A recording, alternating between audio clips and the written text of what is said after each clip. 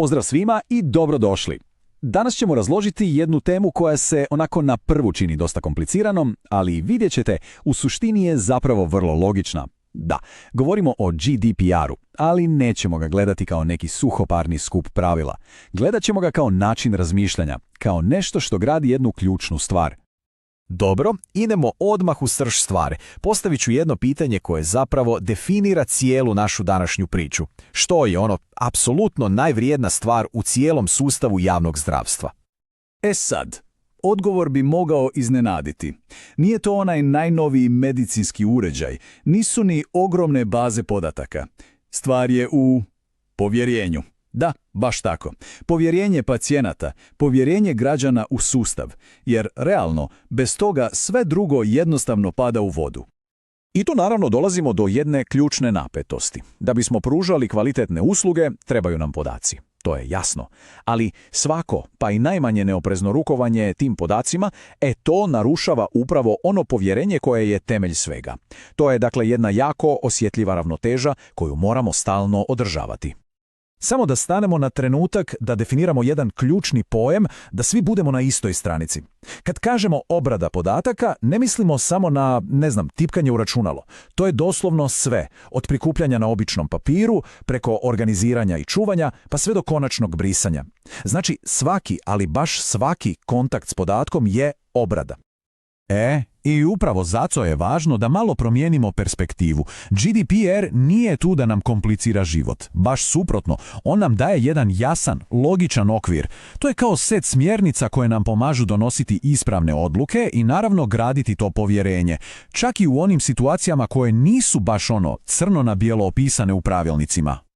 A cijela ta logika svodi se na 6, recimo to tako, ključnih načela. Možemo ih zamisliti kao 6 provjera koje moramo proći. Pa hajdemo krenuti s prve 3. One se odnose na sam početak, na trenutak prikupljanja podataka. Znači, prva i temeljna provjera je u biti trostruka. Prvo, za sve što radimo mora postojati zakonska osnova. Točka. Drugo, obrada mora biti poštena, što znači da se podaci ne smiju koristiti na neki neočekivan ili skriven način. I treće, mora biti transparentna. Drugim riječima, osoba mora točno znati što se događa s njezinim podacima. Evo, pogledajmo jedan baš konkretan primjer iz prakse. Kada pacijent dođe u neku zdravstvenu ustanovu, nije dovoljno samo uzeti podatke. Ključno je da ta osoba razumije zašto su ti podaci potrebni, tko će im imati pristup i naravno kada će biti obrisani. To vam je transparentnost na djelu. To je taj temelj povjerenja o kojem pričamo. U redu, idemo dalje. Druga provjera, ograničenje svrhe. Pazite sad, ovo je izuzetno važno. Podaci koje prikupimo za, recimo, pružanje neke zdravstvene usluge, smiju se koristiti isključivo za to. I gotovo. Ako ih odjednom poželimo koristiti za neku, statističku analizu ili neki novi projekt, onda moramo prvo provjeriti imamo li za to novu valjanu pravnu osnovu. Ovo je načelo koje se, nažalost, često krši. I to nenamjerno. Ljudi jednostavno pretpostave da je sve dopušteno. Dobro, treća provjera. Ona nas tjera da malo zastanemo i dobro razmislimo. A to je smanjenje količine podataka. Princip je zapravo vrlo jednostavan. Prikupljati samo ono što je apsolutno, ali apsolutno neophodno. Ništa više. Jer svaki dodatni podatak koji uzmemo nosi i dodatnu odgovornost. Znate, u sustavu javnog zdravstva često se vodimo onom više je uvijek bolje. Ali GDPR nas podsjeća da je kvaliteta, a ne kvantiteta, ono što je bitno. A ova ilustracija to savršeno pokazuje. Zamislimo jedan obrazac za pacijenta. Ime, adresa, povijest bolesti, to je naravno nužno, ali jesu li hobiji i omiljena hrana zaista potrebni za liječenje? Pa vjerojatno ne. I upravo je to smanjenje količine podataka na djelu. Fokus na ono što je stvarno bitno. Dobro, recimo da smo prikupili podatke na ispravan način. Prošli smo prve 3 provjere. Pitanje je, što sad? Sad prelazimo na drugu grupu provjera. One se odnose na to kako upravljamo podacima i kako ih čuvamo dok su kod nas. Četvrta provjera, točnost. Ovo se možda čini očiglednim, ali je apsolutno ključno.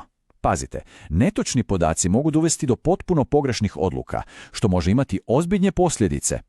Zato je obrada podataka nešto što traje, to je proces, a ne jednokratna radnja. Ako se recimo kontakt podaci promijene, oni se moraju ažurirati. 5. provjera. Ona nam postavlja jedno jasno vremensko ograničenje, a to je ograničenje pohrane. Stvar je jednostavna, podaci se ne smiju čuvati zauvijek. Smiju se čuvati samo onoliko dugo koliko je to propisano nekim zakonom ili koliko je potrebno da se ispuni ona prvotna svrha za koju su i prikupljeni. Nakon toga moraju se sigurno obrisati ili uništiti. Kraj priče. A ovo je jedna rečenica koju bi stvarno trebalo zapamtiti. Onaj izgovor, možda će nam zatrebati jednog dana, to jednostavno ne prolazi. Ako ne postoji jasan, konkretan, propisan razlog za čuvanje podataka, oni se moraju maknuti. I evo nas na kraju, 6. provjera.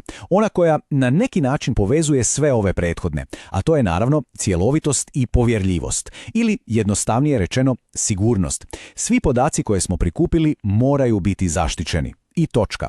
To uključuje i tehničke mjere, kao što su sigurni informacijski sustavi i enkripcija, ali i one organizacijske. Na primjer, paziti gdje se ostavlja dokumentacija, tko ima pristup kojim prostorijama, sve to dio sigurnosti. Sad, ovdje je jako važno da razbijemo jedan čest mit. Često mislimo da su najveća prijetnja našim podacima neki sofisticirani hakeri u mračnim sobama, ali stvarnost je često puno, prizemnija. Većina incidenata i povreda podataka događa se zbog obične žurbe, nepažnje ili neke krive pretpostavke zaposlenika. Zato je svjesno i odgovorno ponašanje svakog pojedinca jedna od najvažnijih, ako ne i najvažnija sigurnosna mjera. I eto, time smo zaokružili svih 6 provjera. Ajmo se sad vratiti na sam početak. Sjećate se na onu našu najvrijedniju imovinu. Zašto je na kraju dana sve ovo uopće važno? Pa kad ih stavimo ovako sve na jedno mjesto, zakonitost, poštenje i transparentnost, pa onda ograničenje svrhe, smanjenje količine podataka, točnost, ograničenje pohrane i na kraju sigurnost, postane jasno da ovo nije samo neka birokratska lista pravila. Ovo je zapravo recept. Recept za izgradnju i, što je još važnije, održavanje povjerenja. I to je ona ključna poanta svega. Krajnji cilj nije samo ispuniti neku formu i izbjeći kazne. Nije. Cilj je pokazati poštovanje. Poštovanje prema pojedincu i njegovim podacima. Jer time aktivno gradimo povjerenje javnosti u ono što radimo. A to je, posebno u javnom zdravstvu, doslovno neprocjenjivo. I za sam kraj ostavljam jedno pitanje za razmišljanje. Kada primjenjujemo sva ova načela, kada stvarno pažljivo štitimo podatke, što mi zapravo štitimo? Je li to samo hrpa informacija ili je to ipak nešto puno više od toga?